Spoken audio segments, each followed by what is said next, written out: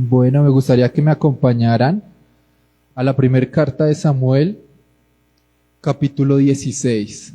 Hoy vamos a estar estudiando los primeros 13 versículos de este capítulo para que lo tengan en cuenta. Miren lo que dice. ¿Ya lo tienen?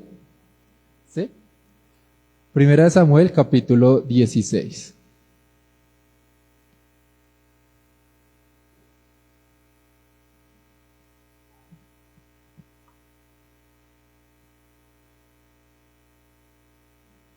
Dice así: Samuel unge a David.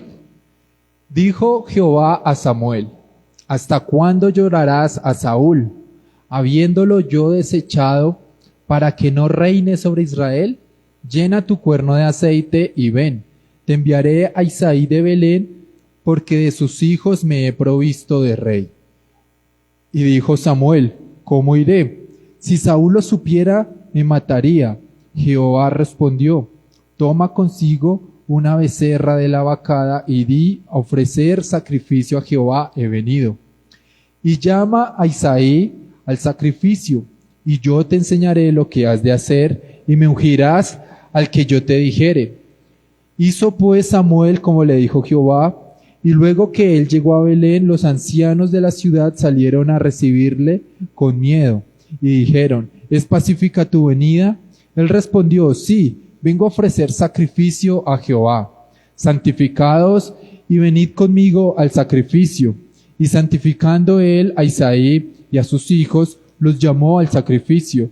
Y aconteció que cuando ellos vinieron, él vio a Eliab y dijo: De cierto delante de Jehová estás ungido. Y Jehová respondió a Samuel: No mires a su parecer, ni a lo grande de su estatura, porque yo lo desecho. Porque Jehová no mira lo que mira el hombre, pues el hombre mira lo que está delante de sus ojos, pero Jehová mira el corazón. Entonces llamó Isaí a Abinadab y lo hizo pasar delante de Samuel, el cual dijo: Tampoco a este he escogido Jehová. Luego hizo pasar a Isaí a Samá, y él dijo: Tampoco este ha elegido Jehová. E hizo pasar Isaí 7 hijos suyos delante de Samuel. Pero Samuel dijo a Isaí: Jehová no ha escogido a estos. Entonces dijo Samuel a Isaí: ¿Son estos todos tus hijos? Y él respondió: Queda aún el menor, que apacienta las ovejas. Y dijo Samuel a Isaí: Envía por él, porque no nos sentaremos a la mesa hasta que él venga aquí. Envió pues por él y le hizo entrar, y él era rubio, hermoso de ojos y de buen parecer. Entonces Jehová dijo: Levántate y úngelo, porque este es. Y Samuel tomó el cuerno de aceite y lo ungió en medio de sus hermanos, y desde aquel día en adelante el Espíritu de Jehová vino sobre David. Se levantó luego Samuel y se volvió a Ramá. Llegamos a un pasaje conocido por varios, ¿cierto? Es un pasaje bien predicado en las iglesias, la historia de David, cómo Samuel es llevado por el mismo Dios a ungir a David para reemplazo de Saúl. Pero antes de entrar en el pasaje, me gustaría ver los últimos versículos del anterior capítulo para que entendamos lo que aquí había pasado. ¿Recuerdan ustedes que desde el capítulo 14 Saúl había acabado con los amalecitas, pero no había cumplido la orden que Dios le había dado de acabar con todo, y esto lo llevó a que fuera desechado por Dios en su reinado?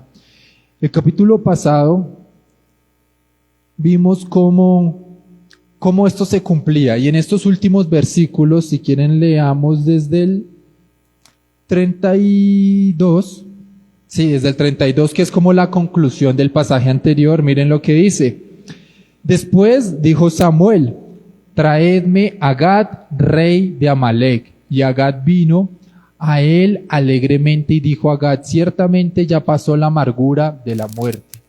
Recordemos, Agad, como bien lo dice el texto, era el rey de los amalecitas.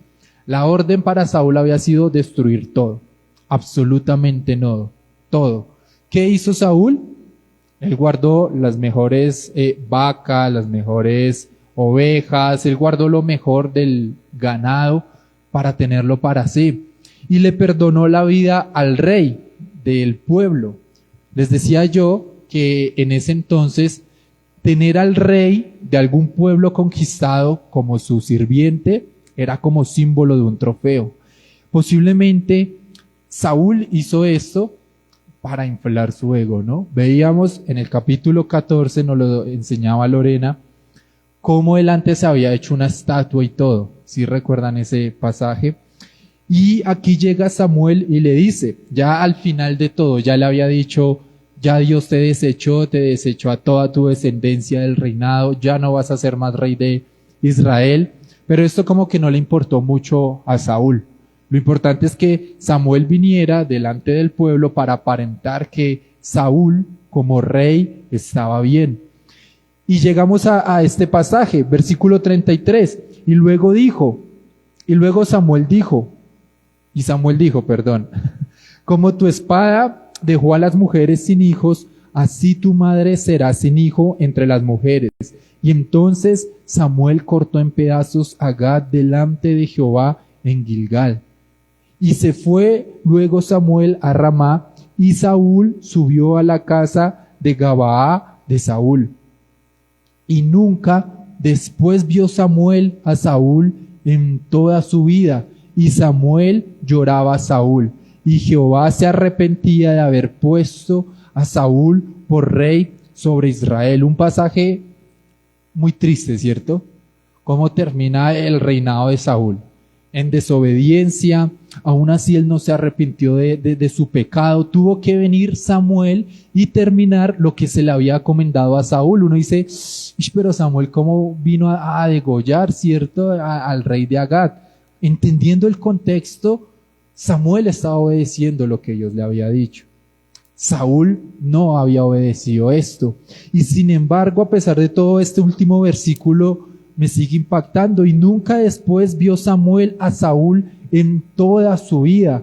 Y Samuel lloraba a Saúl, pese a que Saúl era un pésimo rey, a Samuel le había dolido. Y estamos en ese pasaje, estamos en el duelo, en que Samuel llora al rey, aunque sabía desde un principio, recordemos cuando vinieron los ancianos a pedirle rey a Samuel, y Samuel, pero Dios no ha mandado eso, pero si ponen ustedes rey en Israel, tienen que atenderse a estas y a estas y a estas consecuencias. ¿Recuerdan que eso lo habíamos visto capítulos atrás? Y aún Samuel, sabiendo que Saúl no era un rey que había puesto Dios, que Saúl había sido en medio de la rebelión, de la desobediencia del pueblo de Israel, aún así a Samuel le dolía. Aún así a Samuel le dolía ver a Saúl de la forma en que había terminado su reinado. Y en esto entramos a este capítulo 16, en donde ya se nos nombra a David, a su familia, a sus hermanos, y todo este contexto en el que Dios va a ir formando al nuevo rey, en el que Dios va a ir llevando poco a poco en el proceso a David hasta que llegue al reinado. De aquí en adelante, hasta terminar la primera carta a Samuel, vamos a ver cómo David va ascendiendo hasta llegar al trono. Y todo lo contrario, cómo Saúl en su trono va descendiendo literalmente hasta su muerte. Entonces vamos a ver estos dos contrastes de aquí en adelante. Hoy he puesto por título a la enseñanza de lo vil y menospreciado. Porque muchos sabemos la historia de David, ¿no? Detrás de las ovejas, el más humilde, el menor de los hermanos. Pero como que nunca nos hemos puesto a pensar en nosotros mismos. Y este pasaje me llevaba a reflexionar sobre la gran misericordia de Dios. Entonces vamos a ir verso a verso, poco a poco vamos a ir dando las aplicaciones para al final llegar a las conclusiones y saber y entender lo que Dios quiere hablarnos por medio de este pasaje. Entonces, vuelva a su Biblia y acompáñeme. Versículo 1. Dijo Jehová a Samuel: ¿hasta cuándo llorarás a Saúl, habiéndolo yo desechado, para que no reine sobre Israel? fuerte, ¿cierto? Veíamos capítulo 35 del versículo 35, perdón, del capítulo anterior, cómo Samuel lloraba a Saúl, cómo le había pesado. Y entramos en el capítulo 16 en la misma tónica. Dios diciéndole a Samuel, ¿hasta cuándo llorarás a Saúl? Se me hace curioso, uno, porque no es la primera vez que Samuel se había enfrentado al declive ordenado por Dios. ¿Recuerdan ustedes los primeros capítulos? La primera vez que Dios le habló a Samuel cuando era niño. ¿Y qué fue lo que le dijo Dios a Samuel? Va a morir Elí, va a morir sus hijos, su descendencia, la borraré. Similar a lo que en el capítulo anterior vimos con Saúl. Pero no nos mostró un duelo de Samuel, ¿no? Al contrario, sí, él sintió temor, era un niño, le iba a decir eso a su maestro, a su mentor, pero aún así obedeció. Y aquí ya un Samuel maduro, un Samuel en una edad en donde posiblemente estaría acostumbrado a eso, lo vemos en duelo. Y dice, Jehová dijo a Samuel, ¿hasta cuándo llorarás a Saúl? ¿Qué representaba Saúl para el pueblo de Israel? Su misma desobediencia, ¿verdad? ¿Recuerdan cuando vinieron los ancianos, le dijeron, Samuel, queremos un rey, danos un rey porque queremos ser como las demás naciones? ¿Cuántas veces, a modo personal, de pronto nosotros pasamos por eso? Dios nos habla de que dejemos nuestro pecado. Y muchas veces nos duele más, lloramos más nuestro pecado que querer seguir haciendo la voluntad de Dios. Y eso es normal porque es nuestra naturaleza humana. Nosotros queremos placer, queremos satisfacer nuestras necesidades, ¿cierto? No en vano el día de hoy se vende una vida de lujo, de viajes, de una empresa exitosa, un empleo exitoso, como el fin de la humanidad, como el sueño realizado de cada persona. ¿Por qué? Porque es que eso conlleva a sus placeres mundanos, eso conlleva a que el ser humano está satisfaciendo su necesidad en pos de desobedecer la voluntad de Dios. Hoy en día es normal las relaciones abiertas, hoy en día es normal que tengan sexo fuera, dentro, de todas las formas posibles. Dentro de un matrimonio, dentro de una relación. Hoy en día es normal que la gente no quiera tener hijos, cuando décadas atrás era un privilegio. Hoy en día lo ven como un amarre, un compromiso. Hoy en día todo esto se ha ido perdiendo. Y esto es lo que tipifica, podríamos decir, como la comparación entre los tiempos de Samuel y de Saúl al día de hoy. Saúl tipificaba eso para el pueblo de Israel. Danos nuestro rey, queremos ser como las demás naciones. Hoy en día, no, yo voy a la iglesia, pero ¿para qué ser tan religioso? ¿Para qué ser tan estricto en ciertas cosas, cierto? Y uno empieza a negociar y muchas veces nos encontramos como Samuel. Y Samuel es la clara evidencia de que Samuel, siendo Samuel, desde tan temprana edad sirviéndole a Dios y escuchando la voz audible de Dios mismo, aún así le cuesta. Y miren lo que sigue diciendo: llena tu cuerno de aceite, ven y te enviaré a Isaí de Belén, porque de sus hijos me he provisto un rey. Es la primera vez que escuchamos de Isaí de Belén. Esto lo vemos en Génesis 35:19, es la primera vez que se menciona a Belén. Fue donde enterraron a Raquel, donde Jacob enterró a Raquel. Y como que no tiene muchas menciones, como que no es de grande importancia como otras ciudades como Jerusalén o demás ciudades que uno como que siempre suele escuchar.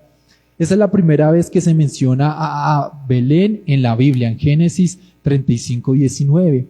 Y Isaí se nos muestra como el nieto de Booz y de Ruth. Eso lo vemos en el libro de Ruth, si no estoy mal, en el capítulo 4. Es la primera vez que se menciona a Isaí como dentro de esa descendencia. O sea, David viene a ser el bisnieto de Ruth y de Boz. Listo, esto para que lo tengamos claro. Son personajes que se introducen en la historia y que de aquí en adelante vamos a empezar a ver más seguido de ellos y entender su contexto, de dónde provienen.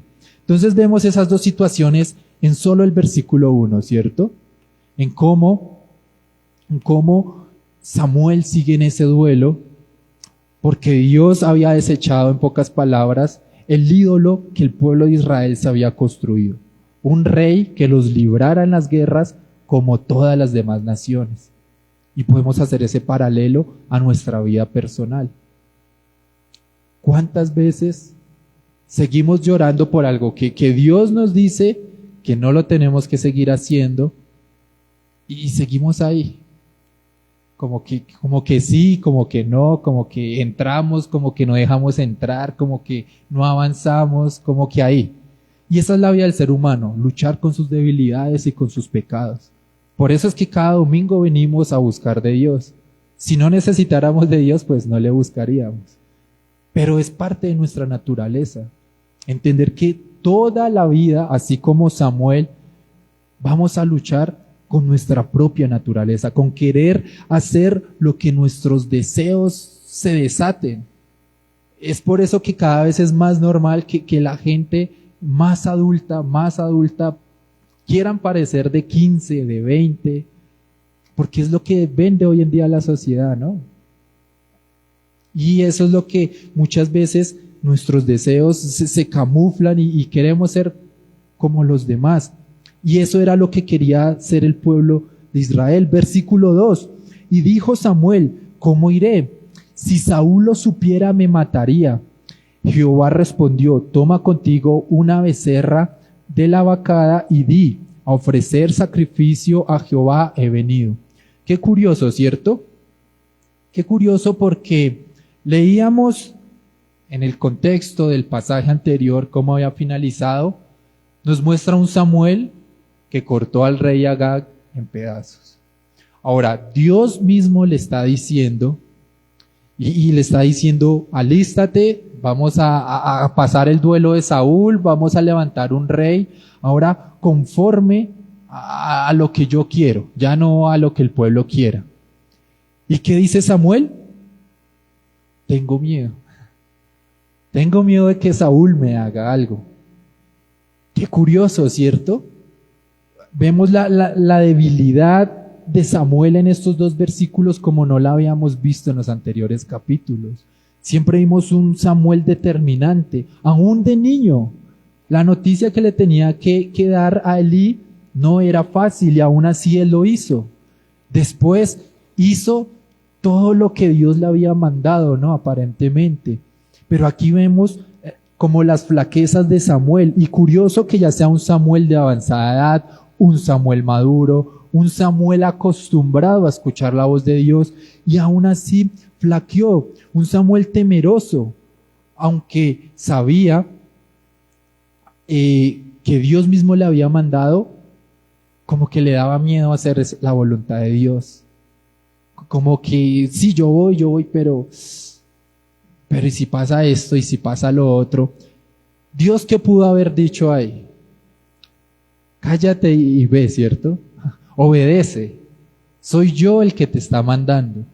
Y aún así, el pasaje nos muestra que Dios tuvo misericordia, se apiadó del temor de Samuel y dijo, toma contigo una becerra de la vacada y di, a ofrecer sacrificio a Jehová he venido. En medio del temor le proveyó algo para que él no expusiera su vida. Aún sabiendo que sin esto él hubiera podido proteger la vida de Samuel. Y es curioso cómo Samuel, un profeta tan renombrado del Antiguo Testamento, un personaje tan relevante del Antiguo Testamento, y en la etapa en la que estaba, ahora le entrarán dudas, cuando en todos los 15 capítulos anteriores no le habían entrado dudas. Y esto muestra mucho la naturaleza humana. ¿Cuántas veces nosotros hemos pasado por eso? Dios nos dice, deja esto o haz lo otro, o ve aquí o ve allá. Tal vez ya no audiblemente, ahora nos habla por medio de su palabra, pero uno como que pone trabas. Como, pero es que este trabajito, pero es que esto, pero lo otro. Y aún así, Dios es misericordioso con nosotros. Vemos muy reflejado en estos dos versículos la debilidad humana expuesta en Samuel. Y aún cómo Samuel necesitaba de Dios. Y Samuel siendo Samuel, escuchando la voz audible de Dios mismo. Versículos 3 y 4. Y llama a Isaí al sacrificio, y yo te enseñaré lo que has de hacer, y me ungirás al que yo te dijere. Hizo pues Samuel como le dijo Jehová, y luego que llegó a Belén, los ancianos de la ciudad salieron a recibirle con miedo y dijeron, ¿es pacífica tu venida? Otra vez vemos el temor, ¿no? En los ancianos. Posiblemente los ancianos, que posiblemente eran los consejeros del rey, los que antes de que llegara el rey, de pronto fueron esos mismos ancianos que fueron a decirle a Samuel, danos un rey conforme a lo que queremos para que libre nuestras batallas. Posiblemente esos mismos ancianos habían sido partícipes del capítulo anterior, de los hechos del capítulo anterior, y posiblemente estuvieron o escucharon o ya sabían que Samuel le había dicho a Saúl, Jehová te ha desechado. Jehová te ha desechado. Y posiblemente era este temor. De pronto, en la arrogancia de un rey Saúl, como lo hemos visto, del orgullo del rey Saúl, tal vez pudo haberle expresado de alguna forma a Samuel, cuando vayas a ungir rey, se lo advierto. Y posiblemente ese era el temor de los ancianos, aunque el texto no nos lo dice, por el contexto podríamos asimilar que era ese mismo temor que reflejó Samuel en el versículo 2, el mismo temor que reflejan los ancianos en el versículo 4. Y así sigue la historia, cuando dice, es pacífica la venida. Es pacífico lo que vengo a hacer. Simplemente vengo a hacer sacrificio a Jehová. Ahí sí estaba haciendo caso tal cual a lo que Dios le había dicho. Obviamente imagino que él omitió esa pequeña parte de vamos a ir a buscar al nuevo rey para evitar estos conflictos. Versículo 5. Y él respondió, sí, vengo a ofrecer sacrificio a Jehová. Santificados y venid conmigo al sacrificio. Y santificando él a Isaí y a sus hijos, los llamó para el sacrificio. Si ustedes van a Levítico, a Números, Deuteronomio, aún en el mismo Éxodo, se habla mucho de cómo debían arreglarse para estas ceremonias, para cuando habían sacrificios. Y cuando les dice santificados, de pronto no era más sino bañarse, arreglarse. Para la época no era muy común. Yo sé que hoy en día nos quitan el agua un día y entramos en pánico, pero para la época no era muy común. Recuerden, la gente cogía el río, el balde, iba a la casa, se bañaba el padre, con esa misma agua después la madre, con esa misma agua después los hijos, y eso era lo común, ¿no? Para la época, incluso hasta la Edad Media, eso era lo común. Es por eso que cuando llega Semana Santa, la gente no se baña, viene de ahí, porque como solo se bañaban para festividades y fechas ocasionales, pues conmemorar el sacrificio de Cristo en la cruz no era ceremonia ni fiesta, lo veían era como luto, y de ahí viene esa tradición. ¿Sí ven cómo va cambiando las cosas? Entonces, posiblemente lo que ellos hicieron fue acicalarse, peinarse y alistarse con sus mejores ropas para el sacrificio que iba a ofrecer Samuel a Dios en la casa de Isaí. Ahí les doy una clave bíblica a las madres para cuando le digan a sus hijos, vaya, santifíquese, que vamos a visitar a su abuela, que vamos para la iglesia. Mándelo a bañar bíblicamente. ¿Listo? Versículo 6. Y aconteció que cuando ellos vinieron, él vio a Eliab y dijo, de cierto, delante de Jehová está su ungido. Al parecer, lo que vio Samuel fue de gran parecer. Al decir, este es de cierto delante de Jehová, es el ungido. Tal vez lo vio y pensó, este es el caballo ganador, este es el que Dios tiene. Posiblemente por su apariencia. Miren lo que dice el versículo 7. Y Jehová respondió a Samuel, no mires a su parecer, ni a lo grande de su estatura. ¿Recuerdan cuál era una de las características de Saúl cuando fue escogido rey? Una cabeza más alto que los demás, ¿cierto? Posiblemente, se me fue el nombre, Eliab también era alto.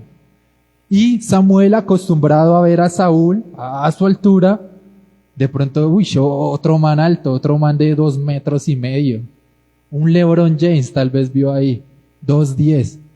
Este es el próximo rey. Y Jehová corrige a Samuel. Otra debilidad de Samuel. Aquí nos expone que Samuel era humano, que Samuel también necesitaba de Dios como nosotros necesitamos de Dios. Y Jehová respondió a Samuel, no mires a su parecer, ni a lo grande de su estatura, porque yo lo desecho. Porque Jehová no mira lo que el hombre mira, pues el hombre mira lo que está delante de sus ojos, pero Jehová mira el corazón. Profundo, ¿cierto? Profundo. Son citas que uno siempre tiene como presentes, que las enseñan, pero a la hora de estudiarlas, nos habla tanto de la gracia y misericordia de Dios a nuestras vidas.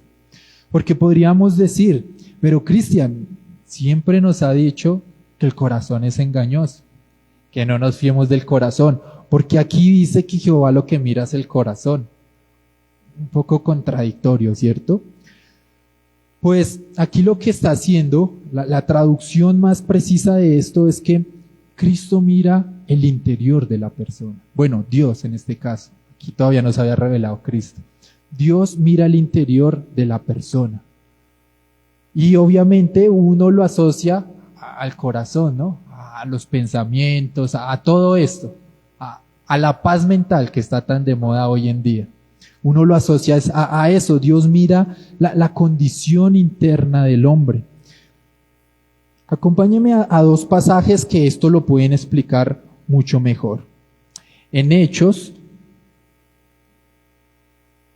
capítulo 13, versículos 20 al 22, miren lo que dice Pablo. Aquí Pablo, para entender un poco el contexto, Pablo es llevado ante el Sanedrín y Pablo empieza a hacer defensa de su fe. Y de por qué predica el Evangelio de Cristo, cuando antes los mataba. Pero miren estos versículos. Hechos capítulo 13, versículos 20 al 22. Después, como por 450 años, les dio jueces hasta el profeta Samuel. Ahí está haciendo la descripción como de lo que Dios hizo. Algo muy similar a lo que de pronto Andrés explicaba de los pactos de Dios a través de cada persona. Esto era lo que Pablo estaba tratando de explicar, cómo Dios se había manifestado en cada etapa del reino de Israel hasta los días en que vino Cristo. Miren lo que dice. Después, como de 450 años, les dio jueces hasta el profeta Samuel. Luego pidieron rey. Y Dios les dio a Saúl, hijo de Cis, varón de la tribu de Benjamín, por 40 años. Quitado les levantó por rey a David, a quien dio también testimonio diciéndoles, he hallado a David, hijo de Isaí, varón conforme a mi corazón, quien hará todo lo que yo quiero. Ahí está la clave del pasaje para entender. No es que David era un varón perfecto porque Dios lo había escogido. No, para nada. Al contrario, ¿Qué de bueno tenía David?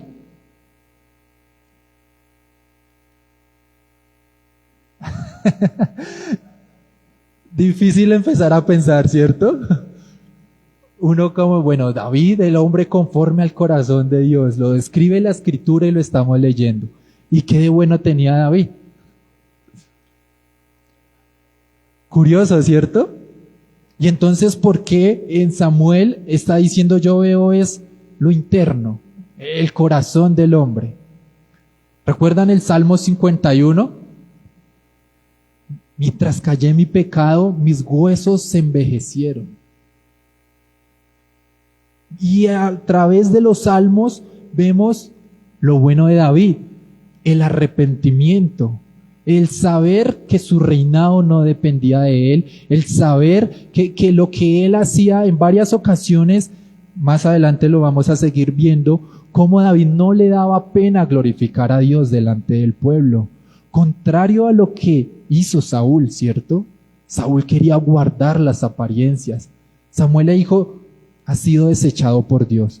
Bueno, pero me acompaña el sacrificio porque ¿qué dirán? Que llega el rey sin el sacerdote, sin el ungido, sin el profeta. Después hablamos de eso y lo vimos en varios pasajes, en varios capítulos, que ese era el actuar de Saúl, el guardar las apariencias, lo exterior. Pero ¿qué mira Dios? El interior, el corazón. Es más, Dios sabe lo cochino y pecaminoso que es nuestro corazón. No se asuste cuando vaya a orar. Pero sí pídale perdón a Dios por ese corazón tan cochino y sucio que muchas veces nos ganan más nuestros deseos, que muchas veces nos ganan más el querer vivir desde el placer, el querer vivir como las demás naciones. Y muchas veces luchamos con eso, ¿verdad? Díganme si no han luchado con eso. Díganme que no soy el único que ha luchado con eso. Pero porque a este sí le va bien si todo lo que hace. Y yo, que vengo los domingos a la iglesia, ni siquiera madrugado porque empezamos a las 9. ¿Y por qué me pasa esto o lo otro? ¿Y por qué este que no le hace caso ni a la mamá, Dios le bendice? Y muchas veces luchamos con eso. Y a veces quisiéramos nosotros, en nuestra ignorancia, en nuestra lógica rara, en nuestra naturaleza humana, querer actuar como lo hacen los que han aborrecido a Dios, aún nosotros recibiendo el perdón y la misericordia de Dios. Y es contradictorio. Por eso, cuando Pablo expone ese pasaje, créanme que todos en Israel sabían la clase de rey que había sido David, aunque como rey de pronto fue bueno y trajo un tiempo de prosperidad al reino, sabían lo que había hecho con Betsabé, sabían lo que había pasado con Urías, sabían lo que había sido de su hogar después de que se dividió el reino y todo esto. Pero Pablo lo dice, y he hallado a David, hijo de Isaí, varón conforme a mi corazón, quien hará lo que yo quiero. Nos va a costar lágrimas seguir a Dios. Nos va a costar un montón. Tomar la cruz y seguirle no va a ser fácil. Pero ¿cómo sabemos que somos hijos de Dios?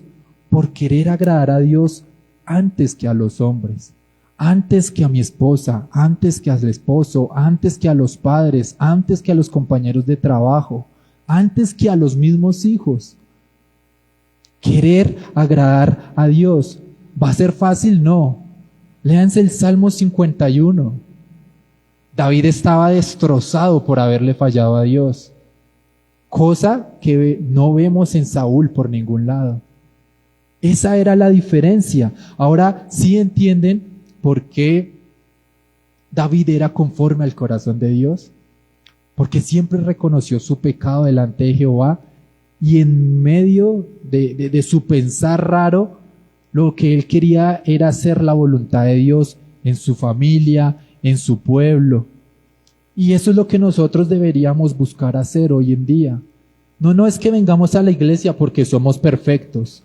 Al contrario, venimos a la iglesia porque no somos perfectos y necesitamos de Cristo. ¿Y si no, a qué veníamos?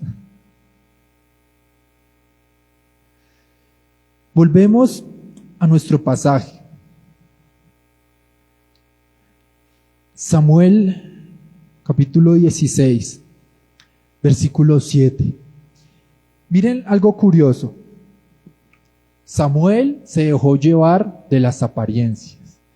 Otra vez, un Samuel muy maduro, un Samuel que había pasado por estas circunstancias tal vez varias veces. Y aún así Samuel se dejó llevar de las apariencias. Tengamos mucho cuidado con eso. Es una demostración continua este pasaje del carácter del ser humano. Cuando pensemos que le somos tan fieles a Dios, que estamos firmes, que dice la palabra, cuidémonos de no caer. No piensen que de pronto, porque esta semana espiritualmente, mejor dicho, oró más que David en los Salmos, ya tiene la vida resuelta. No, es un constante, es un día a día. Es un día a día constante en el que luchamos con nuestro yo, con nuestro corazón pecaminoso. Y ese corazón pecaminoso es el que tenemos que ir delante de Dios y decirle, límpialo. Límpialo porque nos quedó grande. Me gana más mis impulsos carnales. Me gana más el querer pecar contra tu voluntad. Ayúdanos. Eso es querer hacer la voluntad de Dios, aunque nos cueste lágrimas. Pero es mejor que nos cueste lágrimas y no la vida, la familia, todo lo que hemos visto tanto en Elí y su familia, como ahora en Saúl y su familia. Versículo 8 al 10. Entonces llamó Isaí a Abinadab y lo hizo pasar delante de Samuel, el cual dijo, tampoco éste ha escogido Jehová. E hizo pasar Isaí a Samá. Y luego dijo, tampoco éste ha elegido a Jehová. E hizo pasar a Isaí 7 hijos suyos delante de Samuel. Pero Samuel dijo a Isaí, Jehová no ha elegido a estos. Samuel aprendió la lección. No, el próximo alto que pase, no, ese mejor escucho la voz de Dios. Y le puso 2, 9, y esos no eran. Y miren cómo sigue el relato, versículo 11. Entonces dijo Samuel a Isaí, ¿son estos todos tus hijos? Y él respondió, queda aún el menor, que apacienta las ovejas. Y dijo Samuel a Isaí, envía por él, porque no nos sentaremos a la mesa hasta que él venga aquí. En la forma en que lo dice Isaí, en la forma en la que lo describe el autor, y por lo que sabemos de la historia, el ser pastor de ovejas no era la mejor profesión de la época, era algo que se menospreciaba mucho. Y como ustedes bien saben, antes los primogénitos, los mayores, tenían mucho más estatus social dentro de la familia. Por eso el menor, el desechado, el último, vaya, cuide las ovejas, mijo. Más adelante vamos a ver que todos sus hermanos, o por lo menos la mayoría de ellos, pertenecían al ejército, ¿no? Algo de prestigio, ¿no? Incluso hoy en día, no, él es militar, no, él es policía, y como que se le guarda cierto respeto. Porque hasta el día de hoy sigue siendo una profesión bien vista. Pero el cuidar ovejas, no he escuchado al primer niño que diga qué quiere ser cuando grande, pastor de ovejas. Astronautas, bomberos, policías, futbolistas, ¿cierto? Pastor de ovejas, no he escuchado el primer niño en Diversity, no lo he visto, que yo quiero el de pastor de ovejas, mamá, lléveme al pastor de ovejas. Y hasta el día de hoy sigue siendo una profesión tan reconocida, ¿cierto? Como, uy, ahí viene el ingeniero, uy, ahí viene el pastor de ovejas, mijo, traiga el pan. Sí, se podría asimilar al campesino. Sí hay, pero exacto, en zonas rurales. Pero es una profesión no tan bien vista. Y es curioso, ¿no? Cuando uno va al campo no falta absolutamente nada. Versículos 12 y 13, miren cómo finaliza este relato. Envió pues por él, y le hizo entrar, y era rubio, hermoso de ojos y de buen parecer. Uno dice, bueno, pero si Dios no mira lo exterior, ¿qué pasó aquí? Pensamos que los que eran feos iban los que iban a ser fieles a Dios, según el pasaje. Y ahora nos cambia esto. Era rubio y hermoso de ojos. Tal vez tenía ojos azules como los míos, no lo sabemos. Pero era hermoso de ojos. Y era rubio. Hay una traducción más precisa que dice que era pelirrojo. Entonces, David era cabeza de tomate, por las traducciones más precisas del griego. Y ojos hermosos, no sabemos si eran azules o verdes o quién sabe. Pero nos habla de que tenía esa mirada así como la roca, así. ¿Se han visto Jumanji? Esa mirada posiblemente la tenía David. Sigue diciendo, y entonces Jehová dijo, levántate y úngelo porque este es. Curioso que diga que de los ojos y que era rubio, o sea, posiblemente era menudito. Era chiquitico y por ser el menor y de pronto por no ser del ejército, de pronto no era tan agraciado como sus hermanos. De pronto por eso solo resalta la Biblia. No lo sabemos, cuando lo veamos en el cielo, venga, déjeme ver sus ojos a ver si eran azules.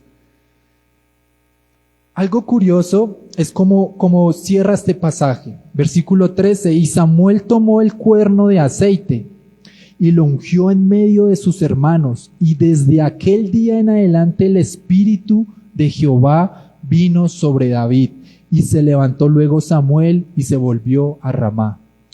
Desde este día el Espíritu vino sobre David. ¿Recuerdan ese mismo Espíritu que había venido sobre Saúl para que él pudiera ejercer la labor de rey? Desde este día ese mismo Espíritu estaba capacitando a David para cuando oficialmente llegara al trono. No era que tuviera al Espíritu Santo como lo explicamos en esa oportunidad, y que entonces, ¿cuál es la función, la obra del Espíritu Santo en nuestras vidas? Convencernos de pecado. Podemos saber que no, porque en ningún pasaje se nos menciona que Saúl fue convencido de su pecado y movido a arrepentimiento, ¿cierto? Entonces, recuerden, en ese entonces, estamos en el antiguo pacto, el Espíritu capacitaba a ciertas personas para las obras que iban a hacer. Esa vez vimos ejemplos. José, por ejemplo, cuando administró los 7 años. Moisés también, cuando él ya se veía que no era nadie, lo capacitó para libertar al pueblo. Saúl, David, y vemos distintos personajes a lo largo del Antiguo Testamento que vino el Espíritu de Dios para capacitarlos para hacer su obra, su labor. ¿Listo? Esto para que no lo confundamos. ¿Por qué sabemos eso? Miren, el versículo 14 no lo dice, pero eso lo vamos a ver dentro de 8 días. El Espíritu de Jehová se apartó de Saúl. Se apartó de Saúl. ¿Cuándo han visto que el Espíritu Santo deje a un hijo de Dios? De ninguna forma, ¿cierto? La Biblia nos lo habla, es que lo podemos contristar y demás. Mas no es que hoy sí soy cristiano, mañana no porque pequé, hoy sí porque voy a la iglesia, mañana no, el sábado que es oración otra vez me vuelve el Espíritu Santo. No funciona así. Y este Espíritu al cual hace referencia este Espíritu de Dios es a ese Espíritu que los capacitaba. Fue desechado, pues ya no necesita ser capacitado para ser rey. Ahora se lo doy a David, podríamos verlo de esa forma. Ahora, ¿qué conclusiones podríamos sacar de este texto? Lo primero es lo que nos resalta en varios versículos. La naturaleza humana, ¿cierto? Si Samuel tuvo sus luchas, si Samuel se dejó llevar por las apariencias, ¿cuánto más nosotros podríamos dejarnos llevar tan fácilmente? Es que este negocio sí me conviene y Dios me bendice porque me va bien. Pero si Dios de verdad le dijera que no, ¿estaría dispuesto? O las apariencias como Saúl. No, a mí me va bien y yo mando el diezmo a la iglesia. Muchos hacen eso, yo conozco hartos de esos. No, no, no, Dios conoce mi corazón y manda el diezmo con la familiar, el amigo, el conocido que vaya a la iglesia, pero ellos no van. Y muchas veces nosotros podríamos estar actuando de esta forma. Incluso este pasaje, si ustedes se dan cuenta, lo podríamos enfocar desde un aspecto religioso y también nos hablarían. Hoy en día, si no voy a la iglesia en falda, sin maquillaje, sin esto, y no, Dios no mira al exterior. Dios no mira al exterior. El exterior debe ser fruto de un corazón arrepentido, es muy distinto.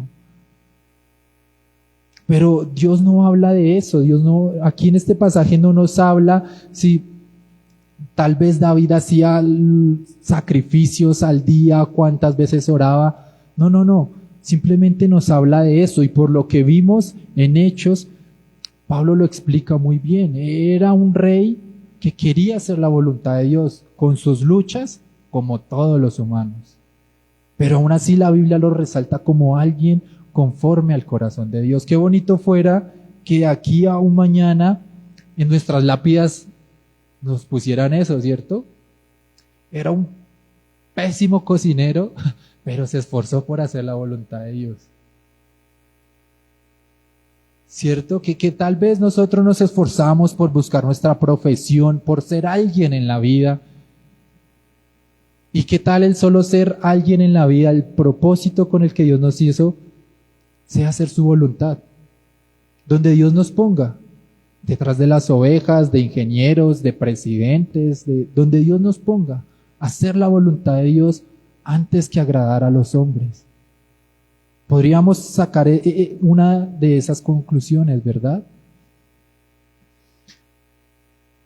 No dejarnos llevar de nuestras emociones podría ser peligroso. El primero, alto, guapo, una cabeza por encima de todo Israel, Saúl. ¿A dónde los llevó? A la perdición. Y el primero, David, por el que ni el papá daba un peso. Por allá hay uno, pero ¿cómo le pusimos, mija? Llámelo. ¿De dónde nos ha sacado Dios? ¿No se han puesto a pensar? ¿Qué tenemos nosotros de especial? ¿Los ojos azules? ¿Qué tendríamos de especial para que Dios nos escogiera? Nada. Absolutamente nada, ¿cierto? No tendríamos nada para ofrecer a Dios. Y aún así vemos la misericordia de Dios. Yo me ponía a pensar ayer, terminando la enseñanza, y yo siempre veía a mis primos mayores como, wow, este sí hace esto, lo otro, esta sí hace esto, lo otro, y hasta hace unos cuantos años yo era como el comodín. ¿Por qué? Porque de pronto no tenía una profesión definida. Entonces, el favor, venga que este está desocupado, aquí, allá, aquí, allá. Y el ver lo que hoy en día Dios está haciendo en mi vida, en mi matrimonio, me lleva a reflexionar mucho en la misericordia de Dios. Yo no me veía así. Bueno, de hecho, los que me conocen años atrás, cuando me dijeron, yo no quería, no, hay otros más capacitados, con mejores ojos, más rubios, aunque bueno. Y me ponía a pensar eso, ¿y por qué yo? Y he dejado de pensar en eso y a disfrutar más de la misericordia de Dios. Porque como decía Andrés en el discípulo, uno a veces se mata la cabeza queriendo encontrar, no, pero si Dios me escogió, algo bueno debo tener. Examinen su corazón. Si pudiéramos poner su corazón y sus pensamientos en ese videobeam, ¿qué reflejarían a la iglesia? Uy, de pronto dentro de 8 días nadie vuelve, porque qué pena. Y créanme que esas mismas luchas las tenemos todos. Las tenía Samuel, créanme que las tenemos todos. No es pensar en qué tenemos para dar a Dios, es pensar en por qué la misericordia de Dios vino a nuestras vidas. Y créanme que eso muchas veces va a limar nuestro orgullo, porque ya no depende de nosotros absolutamente nada. sino de la misericordia y gracia de Dios. No, es que a mí me escogieron porque, yo me expongo re bien. Hasta se me olvidan los versículos cuando predico. No pensemos tanto en el yo, en qué tenemos, sino pensemos en esa humildad que podemos dar delante de Dios al reconocer que todo ha sido obra de Él, al reconocer que Él ha sido el que nos ha llamado para ser sus hijos. Miren donde también se nombra Belén. En Miqueas,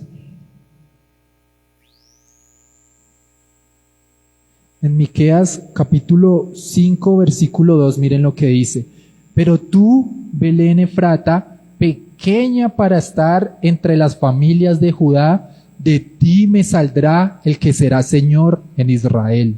Y sus salidas son desde el principio, desde los días de la eternidad. Esto era una profecía, tiempo después de que murió David. ¿A quién apuntaba? ¿Cristo dónde nació? ¿Y en medio de qué lujos?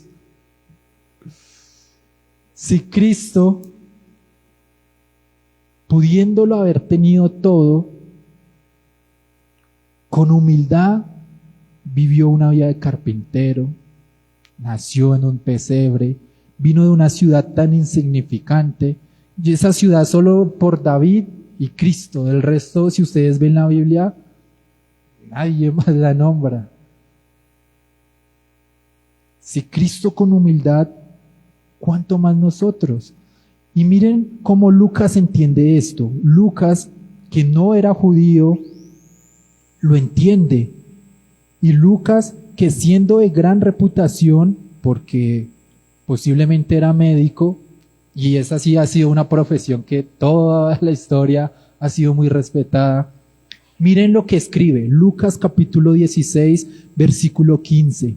Entonces les dijo: vosotros sois los que os justificáis a vosotros mismos delante de los hombres, mas Dios conoce vuestros corazones, porque lo que los hombres tienen por sublime delante de Dios es abominación. Lo que Dios le dijo a Samuel, ¿cierto? Tal vez muchas veces nosotros luchamos con eso, pero ¿por qué si soy el cristiano, el bueno de la familia, me pasan tantas cosas? Pero ¿por qué si tratamos de obedecer medianamente lo que Dios nos dice, por qué vivimos así? Recuerden, el Evangelio es locura para los que se pierden. Para nosotros es el poder de Dios. Muchas veces no lo vemos así. Y muchas veces sin darnos cuenta nos comparamos con el vecino, con el hermano, con las personas del trabajo. Pero no vemos la gran obra que Dios ha hecho en nosotros. Este pasaje, antes que de pronto exhortarnos y llamarnos al arrepentimiento, aunque sí deben arrepentirse todos los días, es entender la misericordia de Dios hacia nosotros. ¿Por qué nosotros? No somos ni 30 pelagatos. ¿Cuánta gente hay allá afuera perdiéndose?